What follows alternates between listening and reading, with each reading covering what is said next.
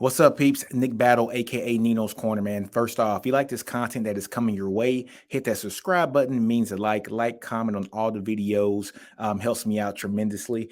Also, folks, if you are listening to this on the podcast, any podcast streaming service, Apple Podcasts, Google Play, Stitcher, Breaker, the whole nine, 5-star comment review means a lot. But first off, guys, let's get to our sponsor. Support for the Ninos Corner podcast is brought to you by Manscaped, who is the best in men's below the waist grooming champions of the world. Manscaped just launched their fourth generation trimmer, the Lawnmower 4.0. You heard that right, folks, the 4.0. Join over 4 million men worldwide who trust Manscaped using this exclusive offer for you. 20% off on worldwide shipping using the code NinosCorner at manscaped.com. Again, 20% off and free worldwide shipping using the code NinosCorner at manscaped.com.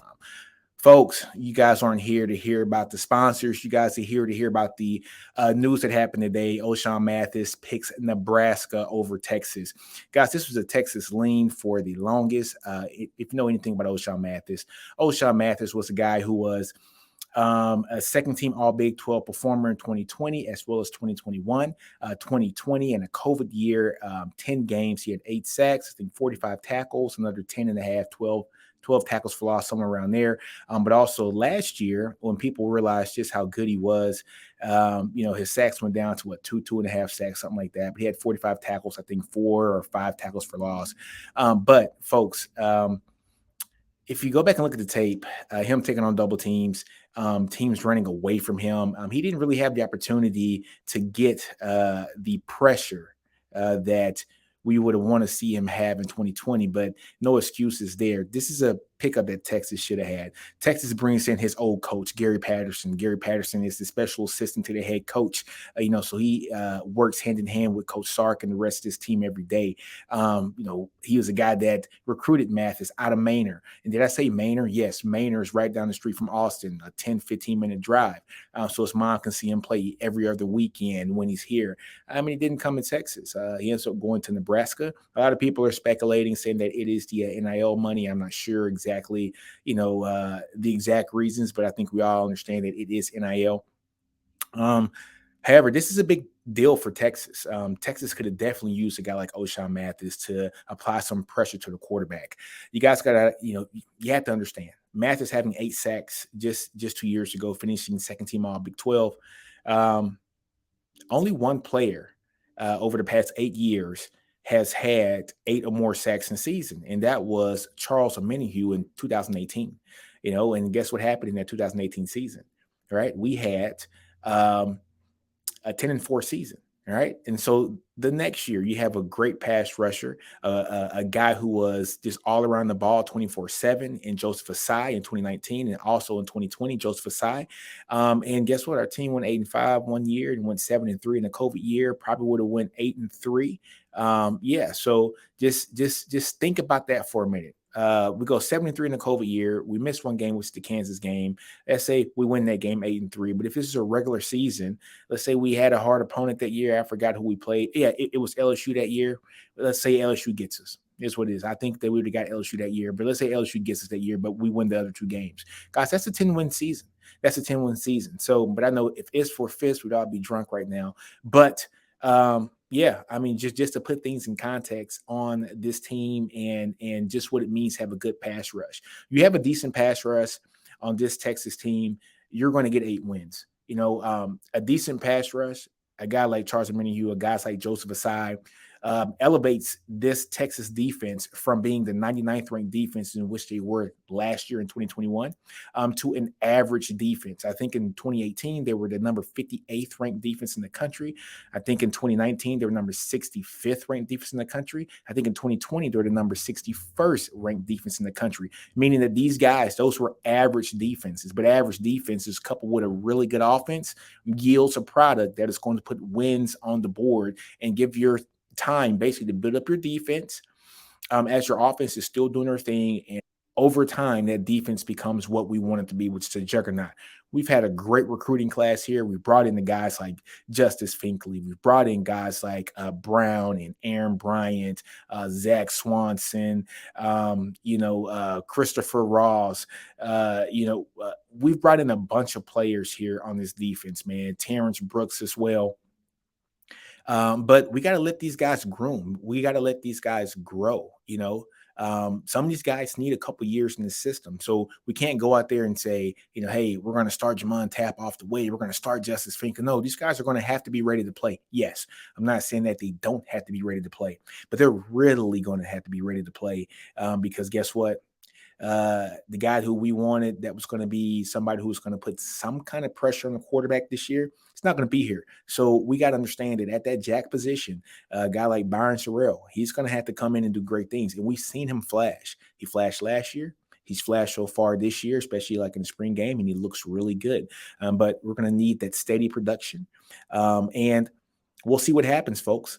But if you go back and look back, like I said, the only time that we've had somebody have 8 or more sacks over the past 8 seasons was Charleston Minihue with 9.5 sacks in 2018.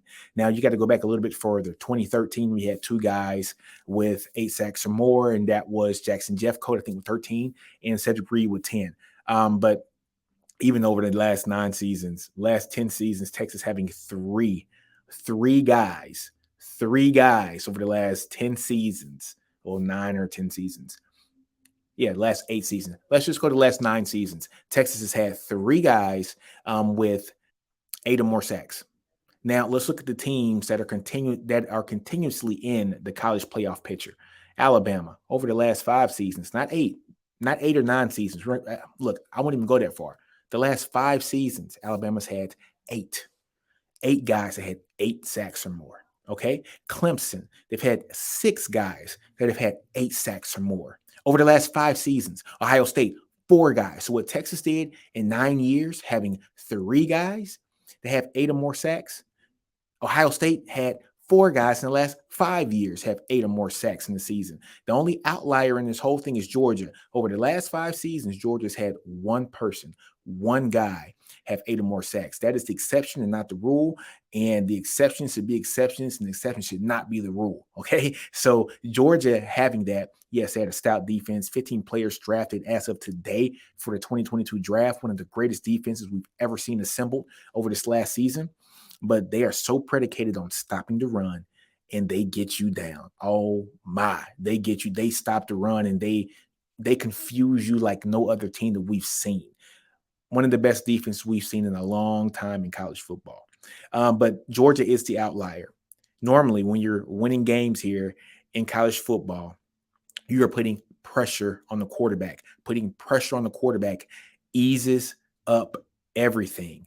A guy like Ochaun Mathis here on this team would have done wonders. Put a little pressure on the quarterback, open some lanes up for Demo, Overshawn to do his thing here as well. Open up lanes for Jalen Ford to have a great season as well. Get to the quarterback a little bit quicker so that your defensive backs have just that extra split second to jump a route, get an interception, get a PBU. That's what pressure does. It helps out the entire defense. Just doesn't stuff stats for a player. Just doesn't do that. Yes, the guy's going to get his stats. He's going to look really well, but it means a lot for the team in its entirety on the defensive side of the ball. If Texas, I think I did one stat where Texas averaged 68 plays a game. Okay. Alabama averaged 78 plays a game. If Texas gets into that range, to where they are averaging 75 plays a game, which is 7 more plays. Let's say 1 to 1.5 more possessions a game.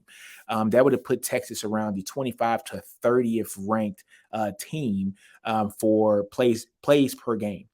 Texas last year, if I'm not mistaken, ranked, I think, 51st or 60th, somewhere in that range, between the 50 and 60 range of plays per game. Texas gets 7 more plays per game. Guess what? That's a win. Okay, because that's an opportunity to get more points. We had 6 games, if I'm not mistaken, 6 games that were decided by 1 possession. So that 5 and 7 could have really turned around and been 11 and 1. It could have been, or it could have been 10 and 2. We were 1 possession away. So that's why it's important to have a guy to put pressure on the defense. To put pressure on the offense, because guess what? That might be the 1 possession that Texas needs to get our guys back on the field, to get that electric offense back on the field, to get Xavier Worthy back on the field, Bijan Robinson, now Nayer back in the field, Billingsley, Jatavion Sanders, Roschon Johnson, Quinn Ewers, or Hudson Card, whoever's going to throw in the ball, gives them 1 more possession to go put some more points on the board. Texas averaged 35.5 points a game last year. 35.5 points got us 5 wins. If we do not put pressure on the quarterback and have a defense that is going to do their thing, Texas is going to have to average about 40 points a game, folks. And some people are saying that, hey, I'm exaggerating stuff. No, we averaged 35.5 points a game and won 5 games last year, folks. Now, like I said, these are one possession games. We get one more possession. Let's say we average between 38 and 40 points a game. We win some of these games. So, folks, it is what it is. We didn't get Mathis. We got to just continue to develop and groom folks. The portal's probably not going to be an option for us because the last day to get portal players is Sunday. And today is Saturday. So there have been no defensive ends that have entered the portal here today. Or I'm not anticipating anybody tomorrow. But yeah, we're going to have to live with what we got. I think we went all in on Mathis and we didn't get him. So there was no backup plan. I guess the backup plan is to continue to develop our players, which definitely have confidence at that jack position. Baron Sorrell, Justice Finkley, Jamon Tapp. These guys are going to come in. These guys had to come in and ready to play, and we'll see what they do. Maybe a guy like Ochaun switches over to to the jack position and does this thing as well. But I think this staff, just looking at what happened in the spring game and the practice reports that are coming out, I think they understood that if they didn't get a guy like Ochaun Mathis, they're already making plans to play bigger alignment on the defense side of the ball, running a 3-3-5, which is going to be a defense that can definitely work for this, barring the talent that we have here at Texas at that defensive end position in which Ochaun Mathis would have been playing. But hey, we didn't get him. It is what it is. Develop our players, guys. We're going to do good things here at Texas. Always have faith in this team, faith in Coach Sark, faith in PK and the rest of this defensive staff. But on that note, folks, man, don't be afraid to fail. Outgrow your environment, understand your brilliance, horns up, hook them all day long.